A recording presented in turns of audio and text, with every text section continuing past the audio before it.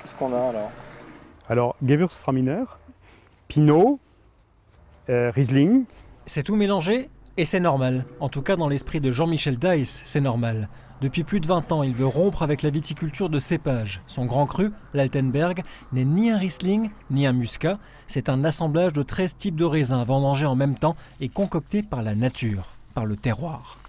On s'en remet à l'énergie, à la personnalité profonde du lieu, quelque chose que nous, on ne peut pas fabriquer et qu'on peine à comprendre. Et on lui confie cette mission, sans technologie. Tu rassembles les choses, tu les fais pousser ensemble. Et là, au bout de ce travail, goûtant les raisins, je ne perçois plus vraiment les différences. Elles sont orientées, elles commencent à avoir une forme, un style.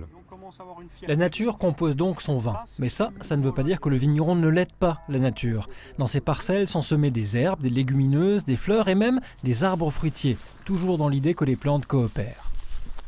Ici, on a introduit une faune et une flore très complexes, la plus complexe possible, pour se rapprocher du modèle forestier, c'est-à-dire d'un équilibre natif où on ne traite plus ou quasiment plus.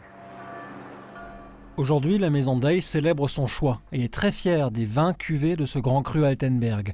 Mais il y a 20 ans, Jean-Michel est même passé devant le tribunal parce qu'il violait la réglementation de l'époque. Les cépages, ça ne se supprimait pas aussi facilement que ça d'une étiquette de vin d'Alsace. Si j'avais su à l'avance toute la somme d'emmerdement que j'allais avoir, j'aurais renoncé, j'aurais pas osé. Mais comme j'étais complètement dans la confiance, dans le don, j'ai fait quelque chose qui s'est imposé à moi.